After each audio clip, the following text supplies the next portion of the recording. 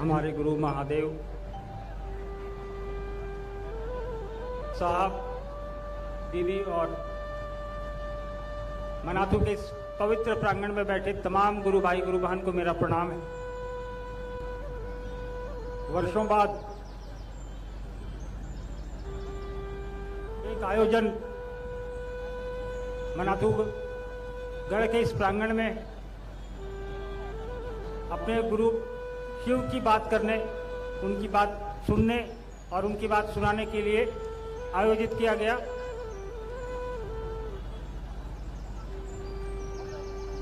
हमारी आपकी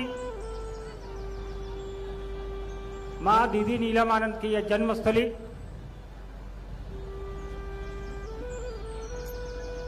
और हमारी भी यह जन्मस्थली है। हम लोगों का भी जन्म इसी स्थल पे हुआ है, मनाथू में ही।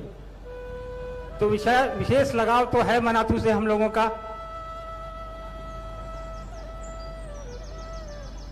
और माँ तो माँ होती हैं, यह अलग बात है कि दीदी नीलम के शरीर से हमने जन्म लिया है, लेकिन दीदी नीलम ने आपके हमारे जैसे करोड़ों बच्चे इस देश में खड़े कर दिए हैं अपने शिव गुरु की के नाम के लिए। हमको आपको जो प्रेम, जो स्नेह, जो दिशा उन्होंने एक मां की तरह दिया, आज उसका नतीजा पूरी दुनिया में दिखाई दे रहा है। हमने बचपन से देखा उनको कि गुरु भाइयों में, गुरु बहनों में जो भी उनके पास आया, जो भी उनसे मिला, उसको भी उतना ही स्नेह मिला जितना हम लोगों को मिलता था। उन्होंने ये बगिया जो सींची है शिव शिष्यों की, साहब श्री हरिंद्रानंद जी के कदम से कदम मिलाकर, उन दिनों भी हम लोगों ने देखा है जब उंगली पे गिने चुने शिव शिष्य हुआ करते थे। साहब और दीदी घंटों लोगों को समझाते थे, अपना खिलाते थे, अपनी गाड़ी पे बुलाते थे, अपनी गाड़ी से उनको घर भी पहुंचाते थे, इस उम्मीद में कि यह व्यक्ति शिव को अपना गुरु बना लेगा।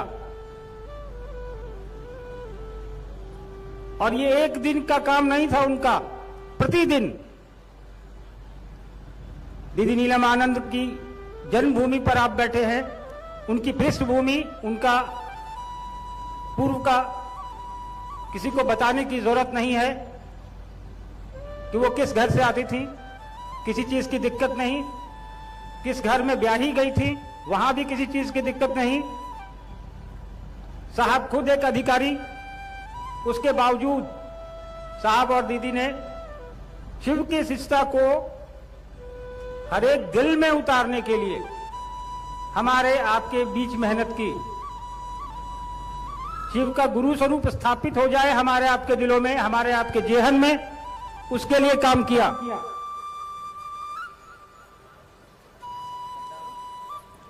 एक पुत्र होने के नाते थोड़ा सा आप लोगों से ज्यादा हिस्सा मुझे प्राप्त है, वो स्वाभाविक भी है, लेकिन वो सांसारिक होता है। हर मां के लिए उसका पुत्र, उसकी पुत्री जो है प्रिय होती है, लेकिन अध्यात्म में, शिव की शिष्यता में साहब और दीदी ने कोई भेद नहीं किया अपने घर के लोगों में और शिव के शिष्यों में। और एक मां की यही असलियत होती है कि उसके लिए बच्चे सभी समान होते हैं, जो उसके शरीर से निकले हैं वो भी, जिसको वो अपना बच्चा मानती है वो भी। एक छोटा सा किस्सा सुनाता हूं मैं आप लोगों को। मधेपुरा में साहब मजिस्ट्रेट हुआ करते थे। ये किस्सा मैंने एक दो जगह और सुनाया है।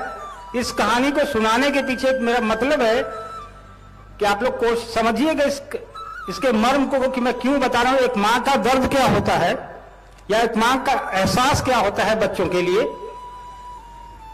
यहां मोनू लवली भी बैठे हैं। तो शाम में एक शिक्षक आया करते थे पढ़ाने हम लोगों को। नाम नहीं बताऊंगा क्योंकि वो शिक्षक अभी शरीर में हैं। तो साहब प्रतिदिन की तरह अपने कार्यालय से आए और ड्राइंग रूम एक लंबा सा था, वहां पे साहब और दीदी शिव चर्चा में लोगों के साथ बैठ गए। वो शिक्षक जो थे उनका पढ़ाने का समय हुआ, वो आए और हम लोग तीनों को एक साथ ही पढ़ाते थे वो। तो उस दिन मेरा मन नहीं था, हमने कहा कि आज पढ़ने की इच्छा नहीं है, क्या करें कि शिक्षक महोदय यहां से चले जाएं बिना पढ़ाए। तो दिमाग में कुछ खुराफात मेरे आया कि कैसे शिक्षक महोदय को यहां से निकाला जाए, आज छुट्टी मिल जाए। तभी मुझे ध्यान आया कि साहब के पूजा रूम में एक सांप रखा हुआ है। लवली को याद होगा, वो अभी भी है सांप, वो काला वाला। और वो सांप जो है वो बिल्कुल असली सांप की तरह दिखता था, वो आज भी है, रांची में रखा हुआ है पूजा घर में वो सांप। तो मैं गया चुपके से पूजा रूम में, वो सांप उठा ले आया और गेट के पीछे से उस कमरे में घुसा दिया। तो शिक्षक महोदय को पहले सांप दिखाई दे गया, इतना जोर से चिल्लाए कि सांप तो क्या डरेगा, वो लकड़ी का था, हम डर गए।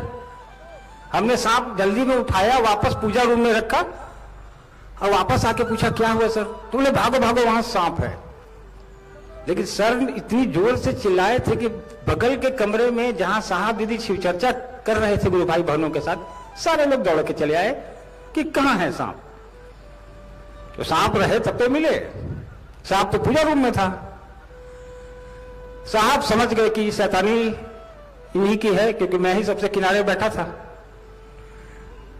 तो साहब ने कुछ किया नहीं, एक थप्पड़ मुझे लगाया। उसके बाद कहा कि इसी का काम है। खैर थप्पड़ लगने का दुख तो नहीं था, लेकिन उसके बाद मास्टर की पढ़ाई से छुट्टी मिल गई, इसकी खुशी जरूर थी। मास्टर साहब तो चले गए कि आज नहीं पढ़ाएंगे, डर गए थे। मां वहीं खड़ी रह गई, साहब भी अपना चर्चा में वापस चले गए। इसके बाद देखिए एक मां का दर्द, थप्पड़ जिसके बेटे को लगा था, वो कह क्या रही है, और गुरु भाई जो खड़े थे उनसे कि बताइए लकड़ी के सांप से कोई डरता है? मेरे बच्चे को पिटवा दिया। उसको ये नहीं लग रहा है कि मास्टर डर गया, बच्चा मार खाया, गलती भी किया है, लेकिन उसको लग रहा है बच्चा मास्टर डरा क्या, लकड़ी के सांप से कोई डरता है? तो एक देखिए एक मां का दर्द ये होता है। उन्होंने अपने बच्चों को, आपको, किसी को भी, उनका पल प्रतिपल का जो स्नेह है वो आज भी आपको हमको मिल रहा है। जब दिल्ली एम्स में भर्ती थी वो, बगल में उनके पेशेंट आते थे नए नए, वो ठीक होके जाते थे, उनको वो शिव चर्चा सुनाती, उनको ठीक होने का आशीर्वाद देती। साहब कहते भी थे तुम ये क्या करती हो, उसका कष्ट तुमको लेना पड़ेगा। खुद इनकी दोनों किडनियां फेल थी, लेकिन दूसरे को आशीर्वाद देती थी उसी एम्स में कि तुम ठीक हो जाओगे।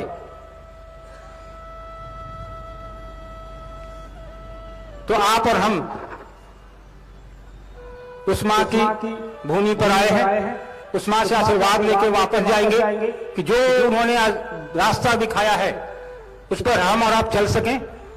उनके सभी अपने हैं, कोई पराया नहीं है। जो यहां आया है वो भी उनका है, जो सुन रहा है वो भी उनका है, जो मनातुर नहीं आ पाए हैं वो भी उनके हैं, और जो गुरुभाई गुरुबन नहीं है वो भी उनके अपने हैं। और साहब ने उस महादेव से जुड़ने को आपको हमको बोला जिसकी पूरी सृष्टि है, जिसने पूरी दुनिया बनाई है। तो महादेव के तो सभी अपने हैं, तो शिव के शिष्यों के भी सभी अपने ही होंगे। शिव का शिष्य कभी भेद नहीं कर सकता, कभी किसी को अपने से दूर या अलग करने की नहीं सोच सकता। वैसे कि शिष्य का मतलब ये होता है अनुशासन में रहने वाला। आप और हम महादेव के शिष्य हैं, अनुशासन में रहना हमको आपको सिखाया है साहब दीदी ने। इतनी बड़ी संख्या में आप और हम यहां मौजूद हैं। पलामू जिले के सक्रिय लोग, अन्य भी जिलों से कार्यकर्ता, स्वयंसेवक, गुरु भाई गुरु बहन यहां पिछले 4 दिनों से लगे हैं। हमारे मामा लोग ने लगातार कोशिश की है कि आप लोगों की मदद कर सके, बेहतर व्यवस्था दे सके, लेकिन छोटी जगह है, कुछ त्रुटियां रही होंगी। तो ये आपका भी घर है, इसे उन त्रुटियों को नजरअंदाज करिए। हम और आप शिव के शिष्य हैं, अपने साहब के बताए रास्ते पर चलने वाले लोग हैं, दीदी के घर आए हैं उतनी ही बेहतर तरीके से हम वापस भी होंगे जितना बेहतर तरीके से हम आए हैं। वापस जाने के लिए आपके पास सुविधाएं हैं, जैसे आप आए हैं वैसे ही जाएंगे, लेकिन हम आप लोगों से अनुरोध करेंगे कि जो लोग बाहर हैं वो धीरे धीरे निकलेंगे।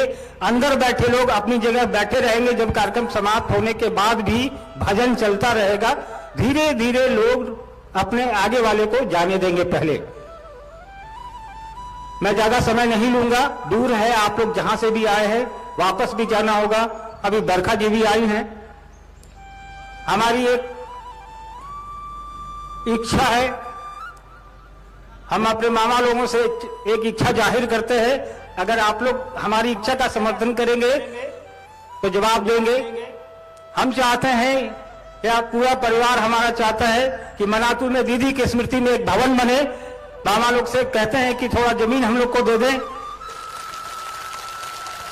ताकि हम लोग दीदी की स्मृति में एक यहाँ भवन बना सके।